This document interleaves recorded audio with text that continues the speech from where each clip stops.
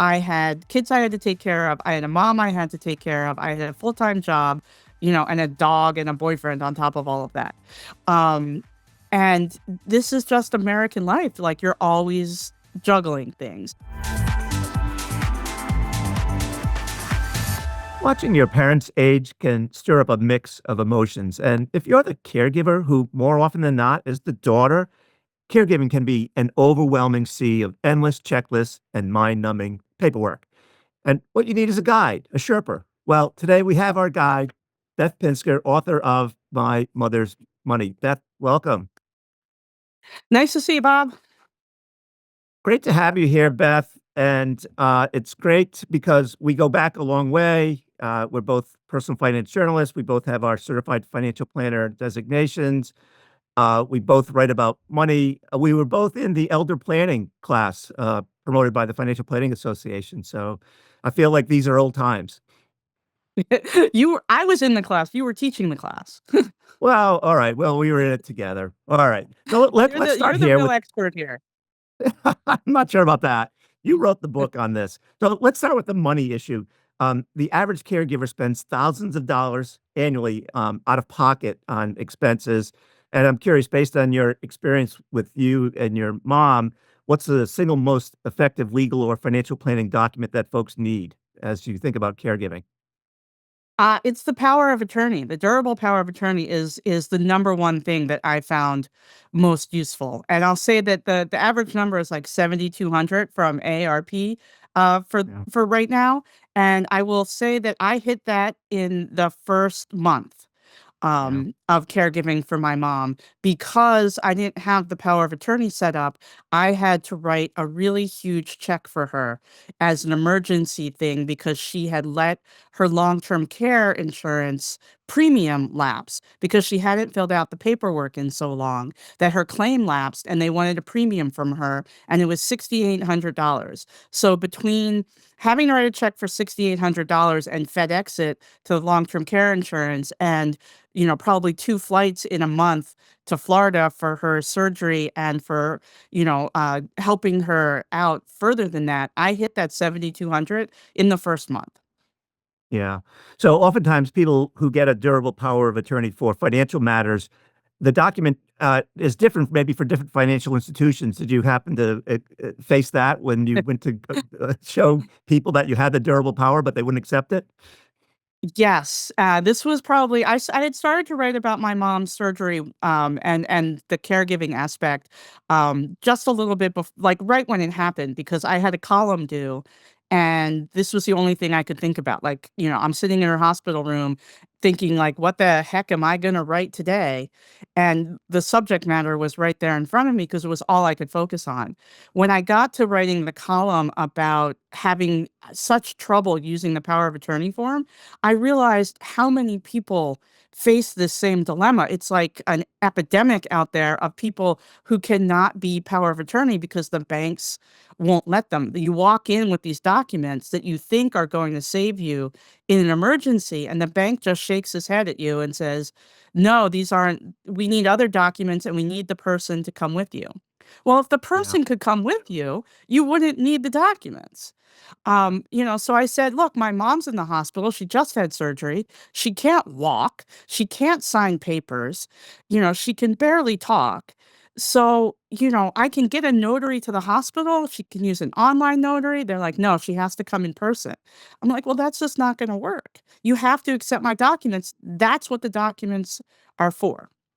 And Yeah. it took 2 appointments. So I went the first time. I was there for about an hour and a half or 2 hours, just arguing with them, just going back and forth. "These are documents that are valid." "No, they're not." "Yes, they are." "No, they aren't."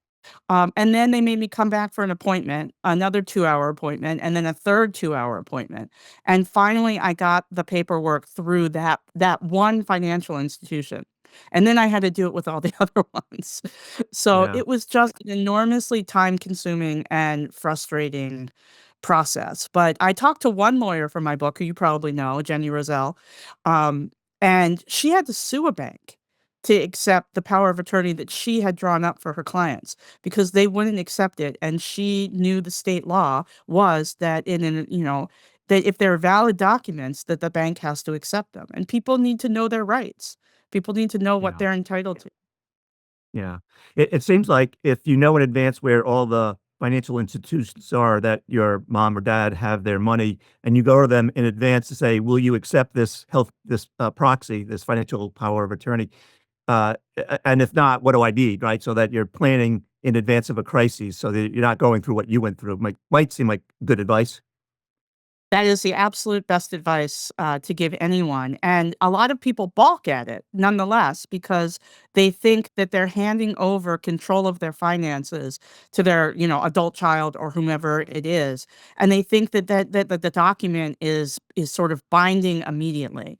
But these durable power of attorney is designed to be an emergency document. And the way I describe it is it's like leaving a spare key at the neighbor's house, right? You're not inviting the neighbor to come over anytime they wish at 3 o'clock in the morning and make coffee in your kitchen without letting you know. The key is there for emergencies if you get locked out and are having a problem.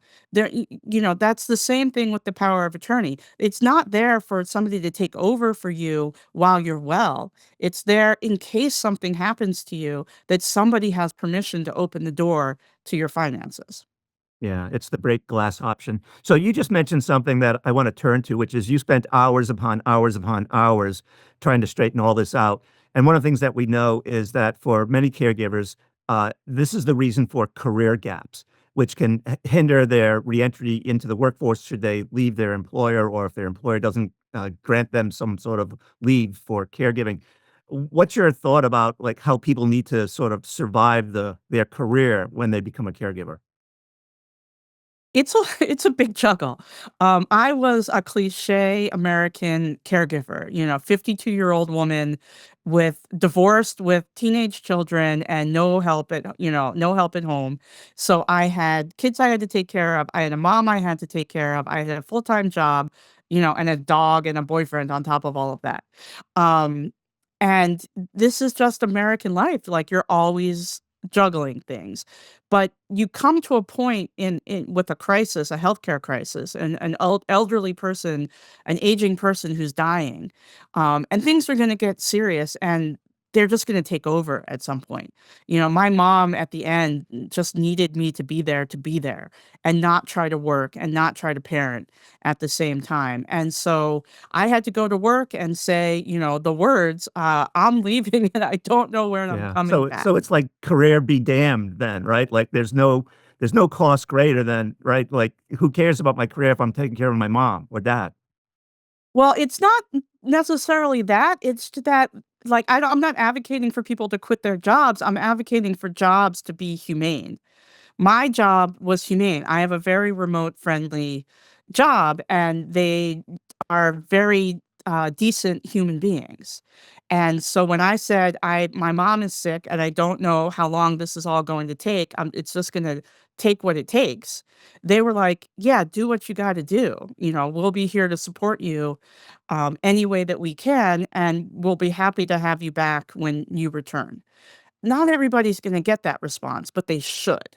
That's the thing about the American system is that if you don't have a remote friendly job, if you're a cashier at a store, they're not gonna look very kindly on that kind of response. And so it's the system that should be better, not people. Like if you have a sick parent and they're dying and you're doing your job, sitting in a cashier, you have to make a choice, and the parent's only gonna die once, and you only have one shot at it.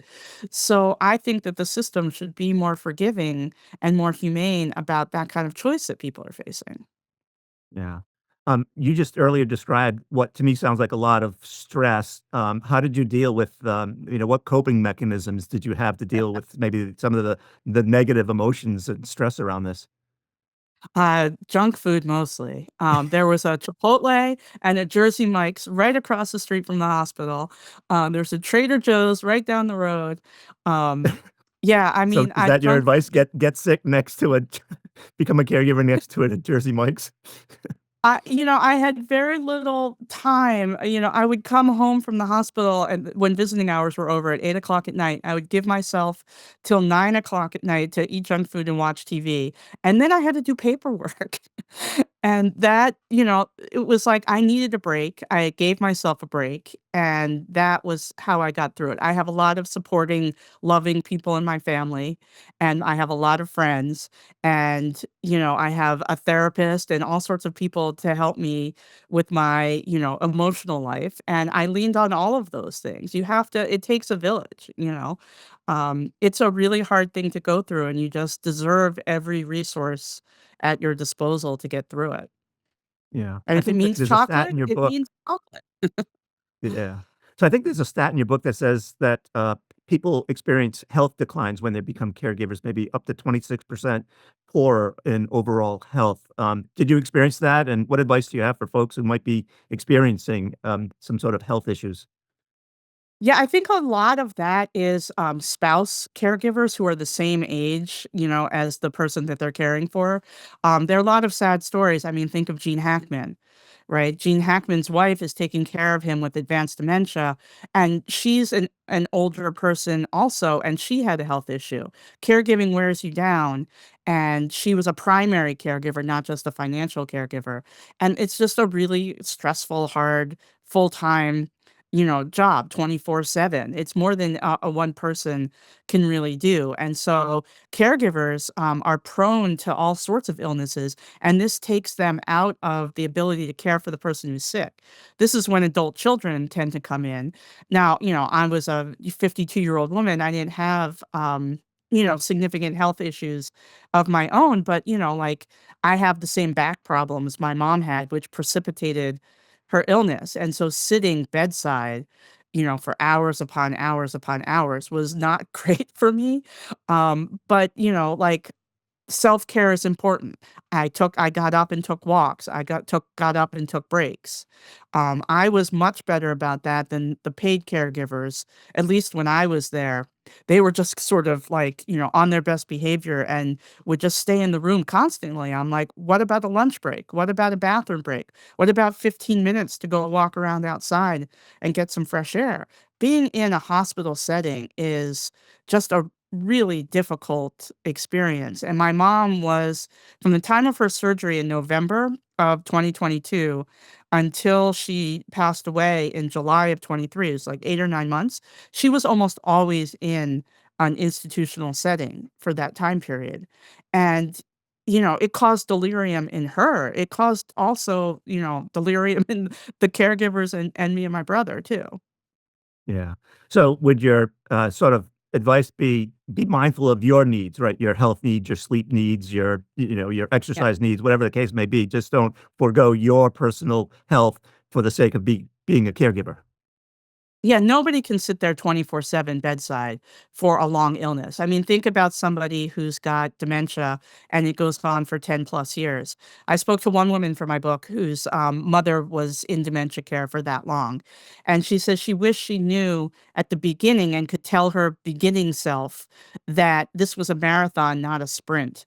And that, every phone call wasn't a cause for her heart to start palpitating and for her to go into, flight or fight emergency mode, that this was all going to just take a really long time to play out, and that every day was going to be something new and a new challenge, and that she could just roll with it and be a little bit more, zen with it all, because it was all just going to happen whether she worried about it or not. Yeah. Beth, we have to take a short break, and when we come back, we'll talk more about some of the other caregiving challenges that you and others face in that role. So don't go away. Welcome back to Decoding Retirement. I'm speaking with Beth Pinsker. She's the author of a new book called My Mother's Money.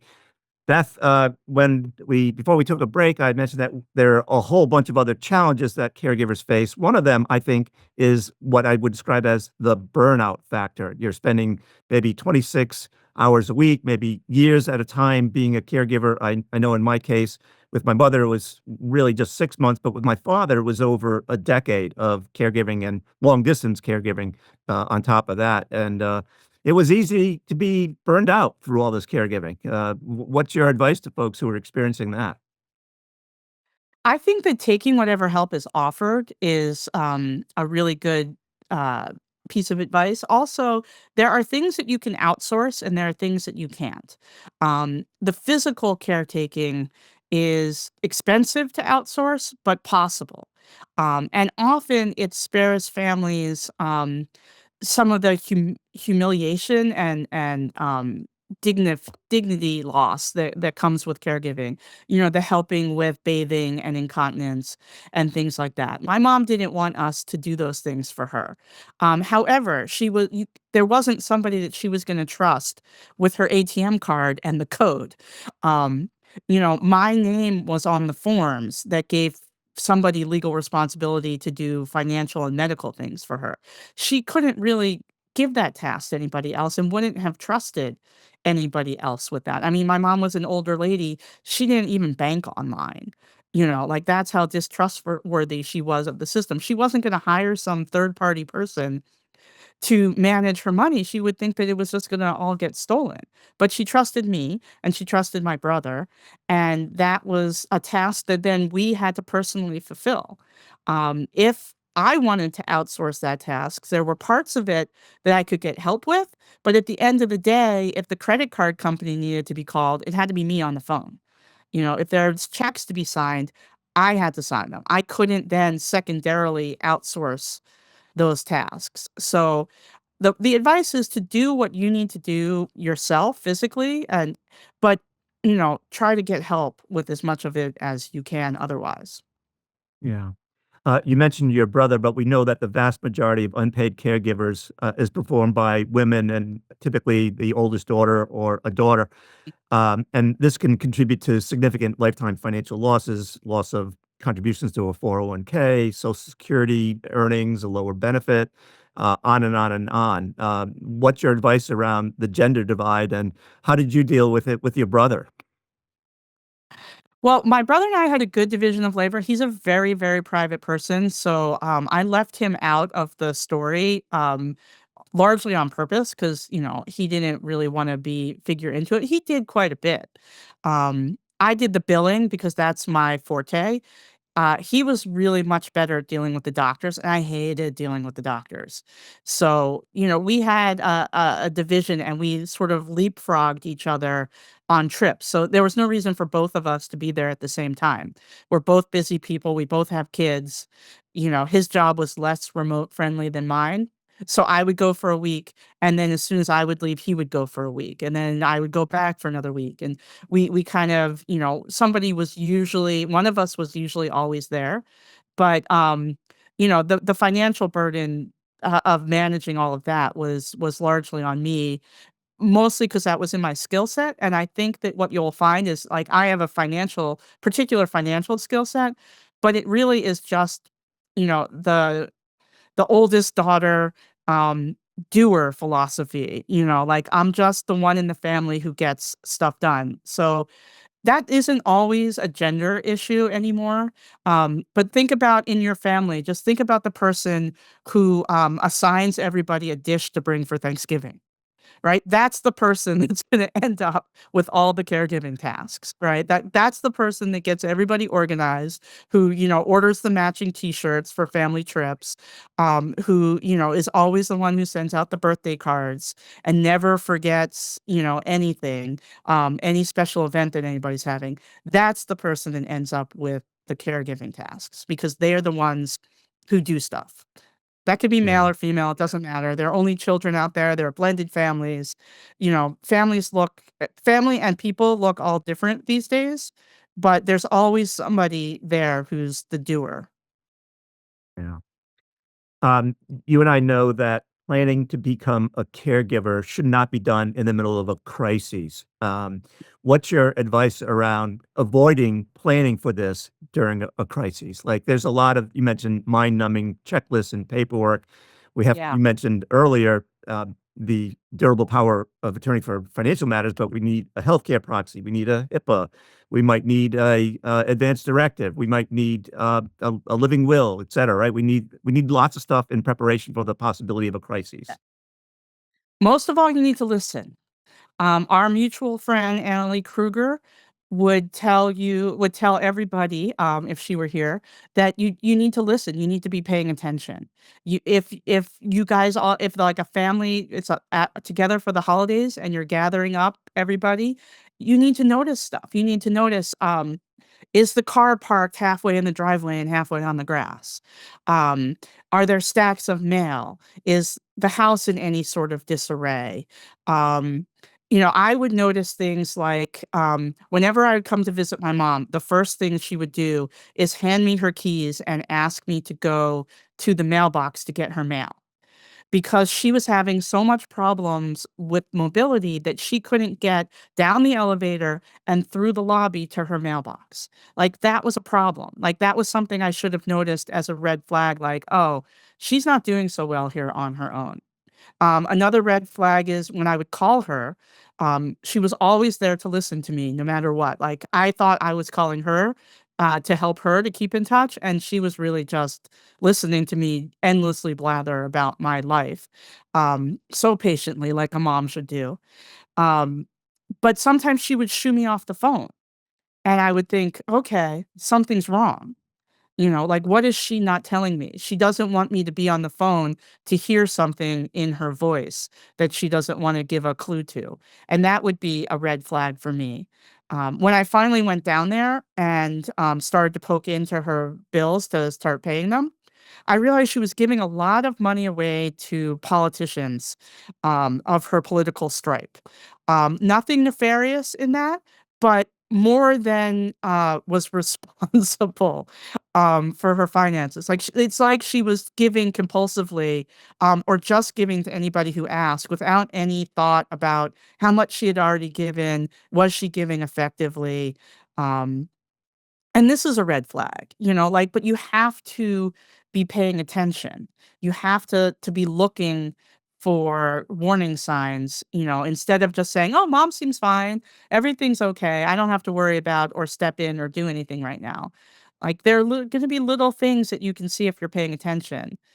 And if you don't see those things, then something big is gonna happen. Mom's gonna fall or crash the car or, any one of those things. When I was talking to Annalie Kruger for my book, she's, a financial caregiving, specialist.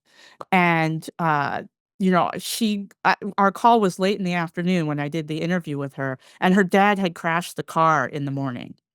I forget how old her father was now, but, he was in his 80s, and, you know, she had to cancel her whole day, her whole morning, and deal with her dad, and you don't wanna wait for that sort of thing to happen.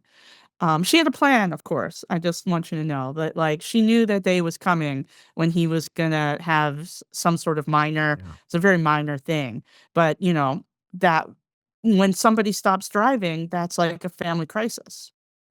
Yeah. Beth, we've run out of time, unfortunately, but we'd love to have you come back on and talk about things we didn't get to in your book if that's okay with you. Yeah, absolutely.